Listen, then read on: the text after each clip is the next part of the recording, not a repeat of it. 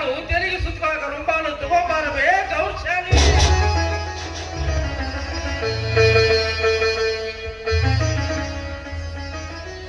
ಶಿವಲಿಂಗ ನಡಿ. ಹಲೋ, ಎಷ್ಟು ದಿವಸ ಆಯ್ತು ನಿನ್ನ ನೋಡಿದೆ. ಭಿಕ್ಷಾಟನಿಗೆ ಅಂತ ಬಹಳ ದೂರದ ಹಳ್ಳಿಗೆ ಹೋಗಿದ್ದೇನೆ. ಹೌದ್ರಿ ಧಣ್ಯರ, ಈ ಬುಡ್ಬುಡ್ಕೆನ ಕಾಯ್ಕಾನ ಹಂಗೈತೇನ್ರಪ್ಪ. ಸುಗ್ಗಿ ಕಾದಾಗ ಊರೂರು ಸುತ್ತಾಡಿ ಭಿಕ್ಷೆ ಬೇಡ್ಕೊಂಡು ಬಂದಾಗಲ್ಲೇನಪ್ಪ ಈ ತೊಗಲಿನ ಹೊಟ್ಟಿಗೆ ಹಿಟ್ಟಾಗ್ತೈತಿ. ಈ ಎಲಬಿಲ್ ಹಂಗ್ಲಿಕ್ಕ ಮಾನ ಮುಚ್ಕೊಳಕ ಅರಿಬಿ ಸಿಗ್ತೈತಿ. ಹಟ್ಟಿ ಬಟ್ಟಿ ಏನೋ ತಂದತ್ತ. ಆದ್ರೆ ನೀನು ಈ ರೀತಿ ಭಿಕ್ಷೆ ಬೇಡದು ಬೇಡ ಅಂತ ನನಗನ್ಸುತ್ತೆ. ಅಲ್ಲೋ ಶಿವಲಿಂಗ, ನಿನಗೇನ್ ಬೇಕೋ ಅದನ್ನೆಲ್ಲ ಈ ಅರಮನೆಯಿಂದ ತಗೊಂಡು ಹೋಗುವಂತ ನಾನು ನಿನಗೆ ಎಷ್ಟು ಸಲ ಹೇಳಿದ್ದೀನಿ. ಕೇಳ್ತೀಯ ನೀ ನನ್ನ ಮಾತನ್ನ? ಕೇಳೋದಿಲ್ಲ. ತುಂಬಾ ಸ್ವಾಭಿಮಾನಿ ಕಾಣೋ. ನೋಡು ಶಿವಲಿಂಗ, ನಿನ್ನ ಅಜ್ಜ ಮುತ್ತಜ್ಜ ನಿಮ್ಮ ಪೂರ್ವಿಕರೆಲ್ಲ ಹೇಳಿದ ಭವಿಷ್ಯದ ವಾಣಿಯಿಂದ ತಾನೇ ಈ ನಮ್ಮ ಅರಮನೆ ಭಾಗ್ಯದ ಬೆಳಕನ್ನು ಕಂಡಿರು. ನಮ್ಮಪ್ಪ ಅಜ್ಜ ಮುತ್ತಜ್ಜರು ನಿಮ್ಮ ಹಿರಿಯರು ಹೇಳಿದ ಭವಿಷ್ಯದ ವಾಣಿಯಿಂದ ಎಣಿಸಲಾಗದಷ್ಟು ಅಳತೆಗೂ ಮೀರಿದ ಆಸ್ತಿಯನ್ನು ಗಳಿಸಿದ್ದಾರೆ. ಆ ನಿಮ್ಮಪ್ಪ ಒಂದು ದಿವಸ ನಮ್ಮ ಮನೆಯಲ್ಲಿ ವಸ್ತಿ ಇರಲಿಲ್ಲ, ಹೊಟ್ಟೆ ತುಂಬಾ ಊಟ ಮಾಡಿ ಹೋಗ್ಲಿಲ್ಲ. ನೀನಾದ್ರೂ ನಮ್ಮ ಮನೆಯಲ್ಲಿ ಶಾಶ್ವತವಾಗಿ ಉಳಿದ್ಬಿಟ್ರೆ ನಿಮ್ಮ ಋಣ ಮುಟ್ಟಿಸುವ ಅವಕಾಶ ಕಿಂಚಿತ್ತಾದ್ರೂ ನಮ್ಗೆ ಸಿಗುತ್ತೆ ಅಂತ ಭಾವನೆ ನನ್ನ. ಋಣದ ಮಾತು ಯಾಕೆ ಮಾತಾಡ್ತೀರಪ್ಪ? ಋಣದ ಮಾತು ಯಾಕೆ ಮಾತಾಡ್ತೀರಿ? ಇದು ನಿಮ್ ದೊಡ್ಡ ಗುಣ ಐತಿ ಧಣಿ. ಧಣಿ, ಆ ಭಗವಂತ ನಮ್ಮನ್ನ ಈ ಕಾಯಕ ಮಾಡಾಕತ್ತೇಳೆ ಹುಡ್ಸಾನ. 4 ಮನೆ ಭಿಕ್ಷೆ ಬೇಡಿ ತಂದ ಅನ್ನ ಊಟ ಮಾಡಿದಾಗ ನಮ್ಮ ಹೊಟ್ಟೆ ತುಂಬಬೇಕ್ರಿ ಧಣಿ. ಅಪ್ಪರ ಬಲ್ಲೋರು ಒಂದು ಮಾತು ಹೇಳ್ಯಾರಪ್ಪ, ದೂರ ಇದ್ದಷ್ಟು ಸಂಬಂಧ ಬೆಳಿತೈತಿ, ಹತ್ರ ಆದಷ್ಟು ಸಂಬಂಧ ಹಾಳಾಗ್ತೈತಿ ಅಂತ. ಆದ್ರೂ ಧಣಿಯರ, ಈ ಬುಡುಬುಡಿಕೆರ ಮ್ಯಾಗ ನೀವು ಇಟ್ಟಿರುವ ಪ್ರೀತಿ ಮಮಕಾರ ನೋಡಿದ್ರೆ ನನಗೆ ಬಹಳ ಸಂತೋಷ ಆಕೈತಿ ಧಣಿ, ಬಹಳ ಸಂತೋಷ ಆಕೈತಿ.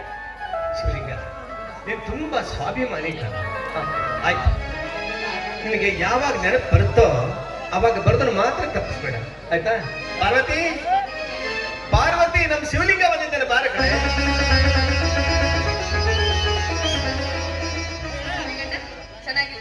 ಚೆನ್ನಾಗದೇನ್ರಿ ಇವ? ಈಗಲ ಬಂದ್ರಿ ಇವ? ಶಿವಲಿಂಗಣ್ಣ, ಮತ್ತೇನ್ ಹೇಳ್ತಪ್ಪ ಈ ನಿನ್ ಬುಡುಬುಡಿಕಿ ಭವಿಷ್ಯ? ಯವ್ವ ತಾಯಿ, ದೇವರಾದ ಆ ದೇವ್ರ ಮೇಲೆ ಆಣೆ ಮಾಡಿ ಹೇಳ್ತೀನಿ ತಾಯಿ. ಆ ದೇವಲೋಕದ ಬುಡುಬುಡಿಕೆ ವಾಣಿ ಇದೈತಿ. ಹೋದಲ್ಲಿ ಬಂದಂತ ಪೀಡಾನ ಬಯಲು ಮಾಡ್ತೈತಿ. ವಾ, ಈ ಮನೆಗೆ ಒಂದು ಹೊಸ ಬೆಳಕು ಬರುದೈತಿ. ಭಾಗ್ಯದ ಲಕ್ಷ್ಮಿ ಮನಿ ಬಾಗಿಲಿಗೆ ಬಂದು ನಿಂತ. ಆ ಕೊಪ್ಪಳ ಗವಿಸಿದ್ದೇಶ್ವರನ ಕೃಪೆಯಿಂದ ಸತ್ಯ ಹೇಳ್ತೀನಿ ತಾಯಿ, ಕಟು ಸತ್ಯನ ಹೇಳ್ತೀನಿ. ಭಾಗ್ಯದ ಲಕ್ಷ್ಮಿ ತಗೊಂಡು ಏನ್ ಮಾಡೋದೈತೆ ಅಣ್ಣ? 10 ಶಿಕ್ಷಣ ಸಂಸ್ಥೆಗಳು, ಸಾವಿರಾರು ಫ್ಯಾಕ್ಟರಿಗಳು, ಇವನ್ನೆಲ್ಲ ನೋಡ್ಕೊಳಕ ಒಬ್ಬ ಯುವರಾಜ ಇಲ್ಲ. 100 ಎಕರೆ ಜಮೀನೈತಿ, ಅವುಗಳನ್ನ ಮುಚ್ಚಿ ಬಿಚ್ಚಾಕ ಒಬ್ಬ ಸರದಾರ ಇಲ್ಲ. ಅರಮನೆಯಂಥ ಮನೆ ಐತಿ, ಈ ಮನೆ ಒಳಗ ತೊಟ್ಲ ಕಟ್ಟಿಲ್ಲ, ಜೋಗಳ ಹಾಕಿಲ್ಲ. ಕೂಸಿರಳೋ ಧ್ವನಿ ಮಾತ್ರ ನಾವು ಕೇಳಿ. ಇಷ್ಟೆಲ್ಲ ಇದ್ರು ಈ ಮನೆಗೆ ದೀಪ ಹಚ್ಚಾಕ ಒಬ್ಬ ವಾರಸ್ದಾರನೂ ಇಲ್ಲ. ಆದ್ರೆ ಊರು ಜನ ಎಲ್ಲ ಬಂಜೆನ ಚುಚ್ಚು ಮಾತು ಮಾತ್ರ ದೂರ ಆಗ್ಬೇಕಿಲ್ಲಲ್ಲ. ಬಂದೈತಿ ಮನೆ ಬಾಗಿಲಿಗೆ ಬಂದೈತಿ. ರಕ್ತದ ಕುಡಿ ಮಡಿಲಿಗೆ ಸೇರೋದೈತಿ. ಹಕ್ಕಿ ಸೇರಬೇಕಾದ ಗೂಡಿಗೆ ಸೇರೋದೈತಿ. ನೀ ಹಿಂಗ ಒಗಟಿಟ್ಟ ಮಾತಾಡಿದ್ರ ನನಗೇನ್ ಅರ್ಥ ಆಕತಿ? ಅದೇನಂತ ಬಿಡಿಸ್ ಹೇಳಿದ್ರ ನನ್ ಮನಸ್ಸಿಗೆ ಸ್ವಲ್ಪ ಸಮಾಧಾನ ಆಗತ್ತ. ಯವ್ವ ತಾಯಿ, ಈ ಬುಡುಬುಡಿಕೆನ ನಾಳೆಗ ಕರಿನಾಗರ ಮಚ್ಚೈತಿ. ನಾ ಹೇಳೋದೆಲ್ಲ ಖರೇನ ಐತಿ. ಯವ್ವ, ನೀವು ನನ್ನ ಮಾತು ನಂಬಿ ನಾನು ಹೇಳಿದಂಗೆ ನಡಿತೀನಿ ಅನ್ನೋದಾದ್ರ ಈ ಮನೆಗೆ ಸೇರಬೇಕಾದ ಜೀವ ಇವತ್ತ ಸೇರುವುದೈತಿ. ಶಿವಲಿಂಗ, ನಿನ್ ಮಾತು ತಪ್ಪು ಒಪ್ಪು ಅಂತ ತಕ್ಕಡಿಯಲ್ಲಿಟ್ಟು ನಾವು ಯಾವತ್ತಾದ್ರೂ ಧೋಕಾ ಮಾಡಿದ್ದೇವೆ? ನೀವ್ ಏನ್ ಹೇಳ್ತೀವಿ ಅದೆಲ್ಲ ನಂಬ್ಕೊಂಡ್ಬರ್ತೀನಿ ತಾನೆ. ಹಿಂದೆ ಎಂದು ಮುಂದೆಯೂ ಕೂಡ ನಂಬ್ತೇನೆ. ಅದೇನು ಅಂತ ಬಿಡಿಸಿ ಹೇಳು. ಬುಡುಬುಡಿಕೆ ಬಂದಾನ, ಬುಡು ಮೇಲೆ ಮಾಡ್ಯಾನ. ಅಮ್ಮ ಶ್ರಾವಣಿ, ಬಲಗಾಲಿಟ್ಟು ಒಳಗ್ ಬಾತ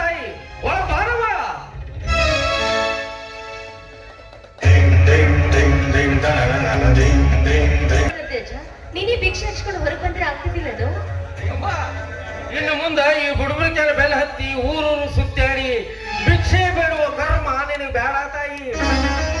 ಇನ್ನು ಮುಂದ ನೀನು ಈ ಅರಮನೆಯ ಮಗಳಾಗಿ ಬಾಳಬೇಕು. ಮೂನವ, ಇನ್ನು ಮುಂದ ಇದ ನಿನ್ನ ತವರು ಮನಿ, ಇವರು ನಿನ್ನ ಪಾಲಿನ ತಂದೆ ತಾಯಿ ಇದ್ದಾಗ. ಶಿವಲಿಂಗಣ್ಣ, ಯಾರಿ ಹುಡುಗಿ? ಈ ಹುಡುಗಿ ಸಣ್ಣ ಕೂಸಿದಾಗ ಇವರ ತಾಯಿ ಈಕಿನ ನನ್ನ ಕೈಯಾಗ ಕೊಟ್ಟು ತಾನು ಸತ್ತು ಶಿವನ ಪಾಠ ಸೇರಿದಲ್ರಿ ಅವ್ವ. ಅವತ್ತಿನಿಂದ ಇವತ್ತಿನವರೆಗೂ ಈ ಹುಡುಗಿನ ನನ್ನ ಪ್ರಾಣಕ್ಕಿಂತ ಹೆಚ್ಚಾಗಿ ಜೋಪಾನ ಮಾಡೀನಿ. ವಾ, ಈ ಹುಡುಗಿಗೂ ಈ ಮನೆತನಕ್ಕೂ ಬಹಳ ಹತ್ತಿರದ ಸಂಬಂಧ ಐತಿ. ನೋಡ್ರಿ ಅವ್ವ, ಈ ಹುಡುಗಿ ಮೈಯಾಗ ಹರಿಯೋ ರಕ್ತ ಇದ ಮನಿ ಇದ ಐತಿ. ಅಲ್ಲೋ ಶಿವಲಿಂಗ, ಇವಳು ಈ ಮನೆ ಮಗಳು ಅಂತ ಹೇಳ್ತಾ ಇದೀಯ. ಇವಳು ಮೈಯಲ್ಲಿ ನಮ್ಮ ವಂಶದ ರಕ್ತ ಹರಿತಾ ಇದೆಯಾ ಅಂತ ಹೇಳ್ತಾ ಇದೀಯ. ನಮ್ಗೊಂದು ಅರ್ಥ ಆಗ್ತಾ ಇಲ್ಲ, ಅದೇನು ಅಂತ ಸ್ವಲ್ಪ ಬಿಡಿಸಿ ಹೇಳೋಣ. ಖರಿ, ಈ ಬುಡುಬುಡುಕೆನ ಮಾತು ನಾಲಿಗೆ ತುದಿ ಮ್ಯಾಗೈತಿ. ಆ ಕಾಲಗರ್ಭದ ಸತ್ಯ ಆ ನಮ್ಮಪ್ಪ ಗವಿಸಿದ್ದಪ್ಪಗೆ ಮಾತ್ರ ತಿಳಿದೈತಿ. ಅದನ್ನ ಇವತ್ತು ನಿಮ್ಮ ಮುಂದೆ ಬಿಡಿಸಿ ಹೇಳ್ತೀನಿ, ಲಕ್ಷಿಟ್ಟು ಕೇಳ್ರಿಯಪ್ಪ. ಈ ಅನಾಥ ಕೂಸು ಬೇರೆ ಯಾರು ಅಲ್ರಪ್ಪ, ನಿಮ್ಮ ವಂಶದ ರಕ್ತ ಹುಟ್ಟಿದ ಕೂಸು ಐತ್ರಿ. ಅಂದ್ರ ನಿಮ್ಮ ಅಣ್ಣ ಜಮೀನ್ದಾರ ಬೆಟ್ಟಪ್ಪನ ಮಗಳದಲ್ರಿ ಅಪ್ಪ ಆಕೆ.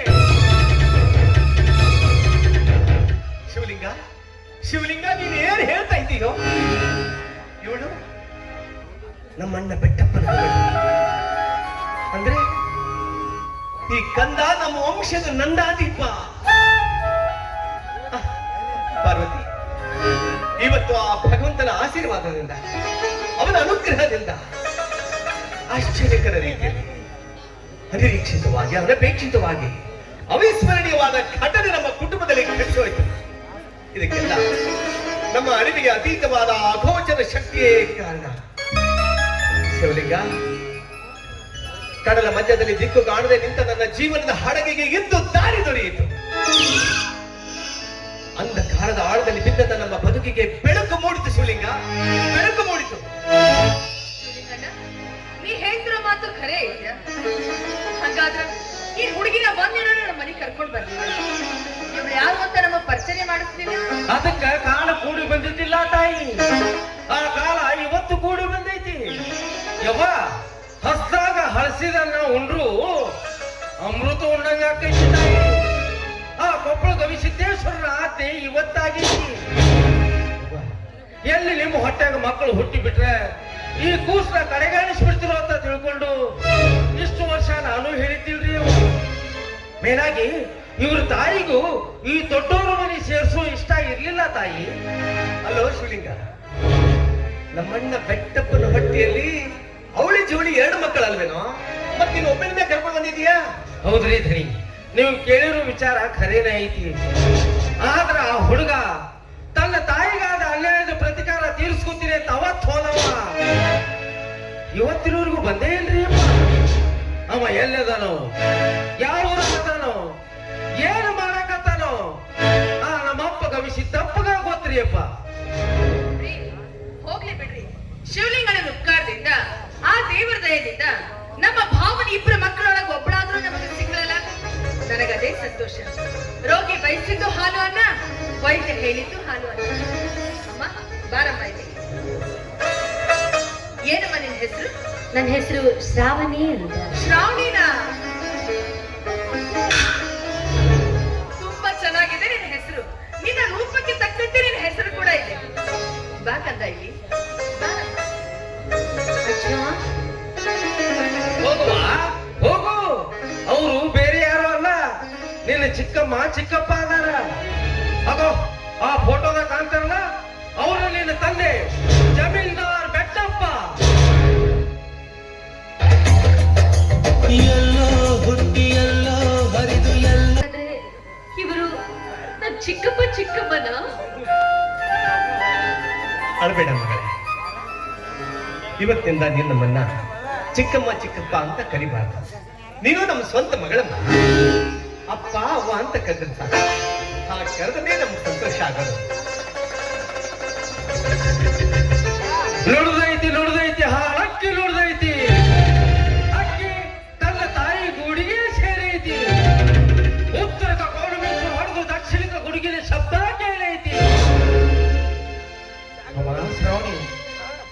ಈಗ ನಿನಗೆ ಸಂತೋಷ ಆಯ್ತು ತಾನೇ? ಅಜ್ಜ, ನೀನೇನು ನನ್ನ ಕುಟುಂಬದ ಗೋಡೆಗೆ ತಂದು ಬಿಟ್ಟೆ. ನೀನ್ ಕೂಡ ಹರಕೆ ಗುಡಿಸಲ್ದಾಗ ಬೆಳೆದು ನೀನು ಬೇಡಿಕೊಂಡು ತಂದ ಅಭಿಕ್ಷೆನ ಹಂಚ್ಕೊಂಡು ಹೊಂಟಿದ್ದೀವಲ್ಲ, ಅದನ್ನ ಮರ್ತ ನಿನ್ನಾಗ್ಲಿ ಮನೆಯನ್ನ ಹೆಂಗಿರ್ಲಿ ಅಜ್ಜ? ಇಲ್ಲ ಅಜ್ಜ, ಇಲ್ಲ, ನಾನು ನಿನ್ ಕೂಡ ಬರ್ತೇನೆ. ಹುಚ್ಚಮ್ಮ, ಹಳೆ ಹುಚ್ಚಮ್ಮ, ಹಂಗೆಲ್ಲ ಮಾತಾಡ್ಬಾರ್ದವ, ಹಂಗೆಲ್ಲ ಮಾತಾಡ್ಬಾರ್ದು. ಯಾವ್ಯಾವ ಕಾಲಕ್ಕೆ ಏನೇನಾಗಬೇಕೋ ಅದು ಆಗಾಗಬೇಕು. ಇದು ನಮ್ಮ ಕೊಪ್ಪಳ ಗವಿಸಿದ್ದೇಶ್ವರನ ಆಜ್ಞೆ ಐತಿ. ಯವ್ವ, ನಾವೆಲ್ಲ ಕೇವಲ ನೆಪಕ್ಕೆ ಮಾತ್ರ. ಅವ ಆಡಿಸುವ ಸೂತ್ರದ ಗೊಂಬೆಗಳು ನಾವು.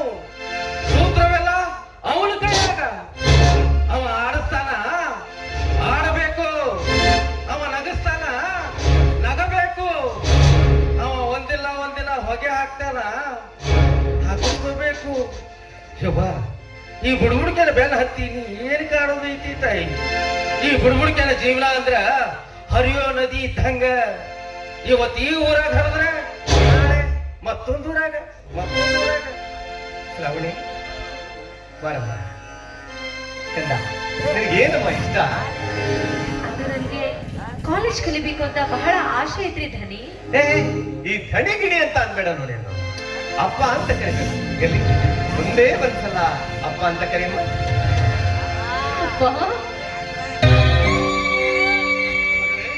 ಬಾಳಿನ ಬೀದಿ ಏರುಪೇ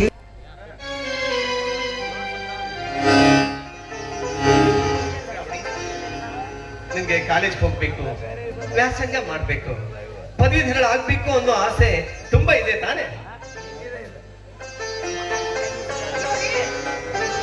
ನೋಡ್ರಿ, ನಮ್ಮ ಶ್ರಾವಣಿ ಕುತ್ತಿಗೆಗೂ ನಿಮ್ ಕುತ್ತಿಗೆಯಾಗ ಐತಲ್ಲ ಮಚ್ಚಿ, ಹಂಗ ಮಚ್ಚಿ ಐತಿ.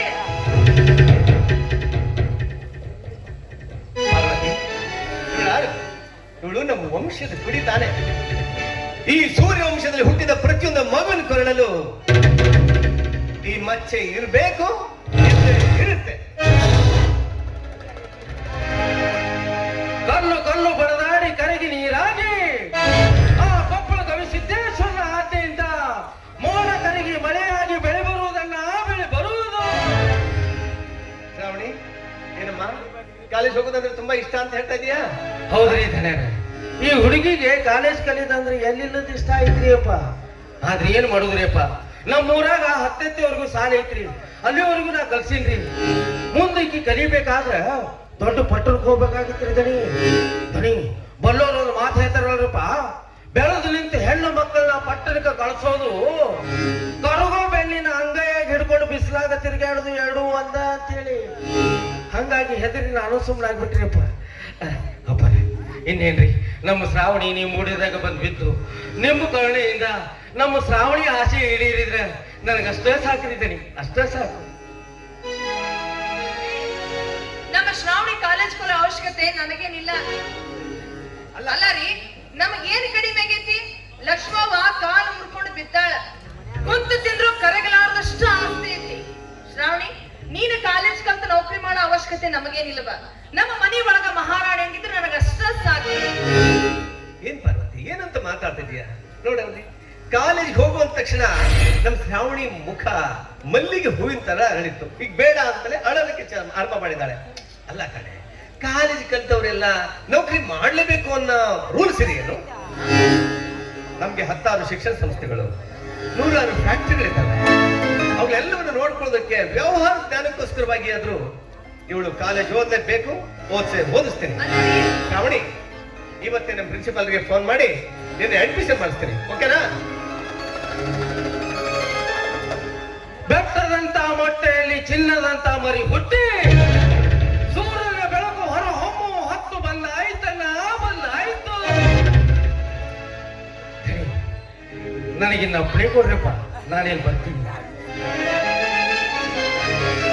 ಶಿವಲಿಂಗ, ಈ ನಮ್ಮ ಮನೆಯಲ್ಲಿ ಸಂತೋಷದ ಹಾಲ್ಗಳಲ್ಲಿ ಹರಿಸಿ ಬರೀ ಕೈಲಿ ಹೋಗ್ತಿದ್ಯಾ? ಖಂಡಿತ ಬೇಡ. ಪಾರ್ವತಿ, ಪಾರ್ವತಿ, ಪಾರ್ವತಿ, ಬಂದು ಅಂತ ಅವಳಲ್ಲೇ ಮೈ ಮರ್ತ್ಬಿಡ್ತೀಯೋ? ನನ್ನನ್ನು ಸ್ವಲ್ಪ ಮಾತು ಗಮನಿಸ್ತೀಯೋ? ನೋಡು, ನಮ್ ಶಿವಲಿಂಗ ಹೋಗ್ತಾನೆ ಅಂತ ಹೇಳ್ತಾ ಇದ್ದಾನೆ. ಅವನಿಗೆ ನಮ್ಮ ಸಂಪ್ರದಾಯದ ಪ್ರಕಾರ ಕಾಳು ಕಡಿ ಬೆಲ್ಲ ಕೊಬ್ಬರಿ ಎಲೆ ಅಡಿಕೆ ಬಟ್ಟೆ ಬರೆ ದುಡ್ಡು ಕೊಟ್ಟು ಕಳಿಸ್ತೀನಿ. ಏ, ನನ್ನ ಮಗಳು ಬಂದಿರೋ ಖುಷಿ ನಾನು ಎಲ್ಲ ಮರ್ತ್ಬಿಟ್ಟಿದ್ದೀನಿ. ಶ್ರಾವಣಿ ಬಾಯ್. ಮತ್ತೆ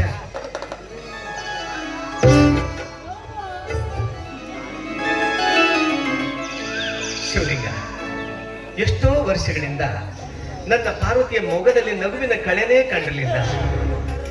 ಇವತ್ತು ನನ್ನ ಪಾರ್ವತಿ ತುಂಬಾ ಸಂತೋಷ ಆಗಿದ್ದಾಳೆ.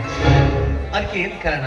ನೀನು ಈ ಮನೆಯಲ್ಲಿ ಬರೀ ನೀನು ಬುಡುಬುಡಿಕೆ ಭವಿಷ್ಯ ಹೇಳುವ ಮಾತ್ರ ಕಾಣಲಿಲ್ಲ ನನ್ನ ಕಣ್ಣಲ್ಲಿ. ಈ ನಮ್ಮ ಮನೆಯಲ್ಲಿ ಸಂಸಾರದಲ್ಲಿ ಸಂತೋಷದ ಅಲೆಯನ್ನೇ ಎಬ್ಬಿಸಿದ ಹರಿಕಾರ ಗಣಪ ನೀನು. ಅಷ್ಟಲ್ಲದೆ ನಮ್ಮಣ್ಣ ಬೆಟ್ಟಪ್ಪನ ಹೊಟ್ಟೆಯಲ್ಲಿ ಹುಟ್ಟಿದ ಕರುಳು ಕುಡಿಯನ್ನೇ ತಂದು ಈ ನನ್ನ ಗುಡಿಯಲ್ಲಿ ಹಾಕಿದೆ. ಈ ನಿನ್ನ ಋಣನ ನಾನು ಯಾವತ್ತೂ ಮರೆಯಲಿಲ್ಲ. ಖರೇ ಇದೇನ್ ಮಾಡಕತ್ತೀರಿ ಅಪ್ಪ? ಅಪ್ಪನ ಋಣದ ಮಾತು ಯಾಕೆ ಮಾತಾಡ್ತೀರಿ ಅಪ್ಪ?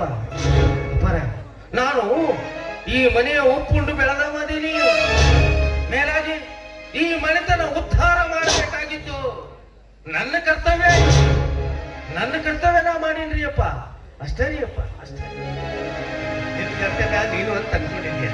ಆದ್ರೆ ನಮಗದು ಎಂಥ ಸಂತೋಷ ತಂದಿದೆ ಅಂದ್ರೆ ಬೆಟ್ಟದಷ್ಟು ಸಂತೋಷ ಉಂಟು. ಪಾರ್ವತಿ, ಆಗಾಗ ನೀನು ಮನೆ ಕಡೆ ಬರ್ಕೊಂತ ಹೋಗ್ಕೊಂತಿರು. ನೀನು ಬರೋದ್ರಿಂದ ನಮ್ಮ ಶ್ರಾವಣ ಖುಷಿಯಾಗಿ ಇರ್ತಾಳ. ಆಯ್ತ್ರಿ ಅವ್ವ, ನೀವು ಹೇಳಿದಂಗ ಆಗ್ಲಿ. ಅವಾಗ ಅವಾಗ ಬರ್ತಿರ್ತೀನಿ ತಾಯಿ. ಅವ್ವ ನನಗಿನ್ನ ಅಪ್ಪಣೆ ಕೊಡ್ರಿ ಅವ್ವ. ಏ ಶಿವಲಿಂಗ, ಅಲ್ಲೋ ಹಾಗೆ ಹೋಗುದಾ? ಹಾಗೆ ಹೋಗಿ ಕೂಡುದು. ನೋಡು, ನಂಗೆ ಸ್ವಲ್ಪ ಹೊರಗಡೆ ಕೆಲಸ ಇದೆ, ಹೋಗಿ ಬರ್ತೀನಿ. ನೀನು ಹೊಟ್ಟೆ ತುಂಬ ಊಟ ಮಾಡ್ಕೊಂಡು ಹೋಗು. ನಡಿ ಒಳಗಡೆ. ಧಣಿ, ಇನ್ನೊಂದು ಮಾತ್ರಿ ಅಪ್ಪ. ಆ ಮಹಾತಾಯಿ ಕಾಳಿಕಾದೇವಿ ಆಜ್ಞೆ ಆಗೈತ್ರಿ ಅಪ್ಪ. ಇನ್ನು ಮುಂದ ಪ್ರತಿ ಅಮಾವಾಸ್ಯೆ ದಿನ ಸೂರ್ಯ ಹುಟ್ಟಿದಾಗಿನಿಂದ ಸೂರ್ಯ ಮುಳುಗೋವರೆಗೂ ನಿಮ್ಮ ದೇವರ ಜಗಲಿ ಮೇಗಿರುವ ದೀಪ ನಂದನಾರ್ದಂಗ ಕಾಯ್ಬೇಕ್ರಿ ಅಪ್ಪ. ಅಷ್ಟ ಅಲ್ರಿ ಅಪ್ಪ, ಪ್ರತಿ ಅಮಾವಾಸ್ಯೆ ದಿನ ನಿಮ್ಮ ಮನೆ ದೇವರಿಗೆ ಹೋಗಿ ತುಪ್ಪದ ಅಭಿಷೇಕ ಮಾಡಿಸ್ಬೇಕು. ಅಲ್ಲಿ ಬಂದಂತ ಭಕ್ತಾದಿಗಳಿಗೆಲ್ಲ ಅನ್ನ ಪ್ರಸಾದ ನೀಡಿಸ್ಬೇಕು. ಇದನ್ನ ತಪ್ಪನಾದ ಮಾಡಿದ್ರೆ ಈ ನಿಮ್ಮ ಮನೆತನಕ್ಕೆ ಬಲು ಒಳ್ಳೇದಾಕೈತಿ ಅಂತ ಆ ಮಹಾತಾಯಿ ಕಾಳಿಕಾದೇವಿ ಆಜ್ಞೆ ಆಗೈತ್ರಿ ಅಪ್ಪ. ಅಪ್ಪಾರ ಇದ್ರಾಗ ಶ್ರಾವಣಿ ಭವಿಷ್ಯನೂ ಅಡಗೈತಿ, ಮರ್ಯಾಕ್ ಹೋಗ್ಬೇಡ್ರಿ ಅಪ್ಪ. ಆಯ್ತಪ್ಪ, ತಪ್ಪದ ಹಾಗೆ ನೀನು ಹೇಳಿದ ಹಾಗೆ ನಡ್ಕೋತೀನಿ. ನೀನ್ ಮಾತ್ರ ಊಟ ಮಾಡ್ಕೊಂಡು ಹೋಗೋದನ್ನ ಮರಿಬೇಡ. ನಡಿ ಒಳಗಡೆ. ಶಿವಲಿಂಗಣ್ಣ, ನನ್ನ ಮಗಳಿಗೆ ಒಳ್ಳೇದಾಗತ್ತಂದ್ರ ನೀ ಏನ್ ಕೆಲಸ ಹೇಳಿದ್ರು ಮಾಡ್ತೀವಿ, ಆಯ್ತಿಲ್ಲ? ಸಂತೋಷ ತಾಯಿ, ಸಂತೋಷ. ಧನಿ, ಊಟ ಈಗೇನು ಬ್ಯಾಡ್ರಿ ಅಪ್ಪ. ಮತ್ತೆ ಯಾವಾಗಾದ್ರೂ ಬಂದಾಗ ಮಾಡ್ತಿದ್ರಿ ಅಪ್ಪ. ಅವಾಗ ನನಗಿನ್ನ ಅಪ್ಪಣೆ ಕೊಡ್ರಿ ಅಮ್ಮ. ಶ್ರಾವಣಿ, ನಾನೇನು ಹೋಗ್ಬಿಡ್ತೀನಿ ತಾಯಿ. ಹಂಗಾಗ ಈ ಮನೆ ಕಡೆಗೆ ಬರ್ತಾ ಇರು. ನೀನ್ ಒಬ್ಬನೇ ಮನೇಲಿ ಇರ್ತೀನಿ ಅಂತ ಊಟ ಮಾಡದೆ ಹಾಗೆ ಇರ್ಬೇಡ ಅಜ್ಜ. ನನ್ಗೋಸ್ಕರನಾದ್ರೂ ಈ ಮನೆಗೆ ಬರ್ತಾ ಇರು ಅಜ್ಜ.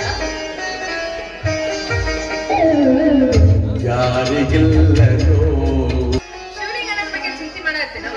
ಚಿಂತೆ ಮಾಡಬೇಡ. ಶಿವಲಿಂಗಣ್ಣ ಆಗಾಗ ನಮ್ಮ ಮನೆಗೆ ಬರೋದು ಹೋಗೋದು ಮಾಡ್ಕೊಂತಿರ್ತಾನೆ. ಅವಾಗ ಖುಷಿ ಆಗಿರ್ತೀಯಲ್ಲ. ಅಲ್ಲ, ನೀನು ಕಾಲೇಜ್ಗೆ ಹೋಗೋ ಹುಡುಗಿ ಈ ರೀತಿ ಹಳ್ಳಿ ಡ್ರೆಸ್ ಹಾಕೊಂಡಿದ್ರೆ ಹ್ಯಾಗ್ ನೀನ್ ಕಾಲೇಜ್ ಹೋಗೋದು?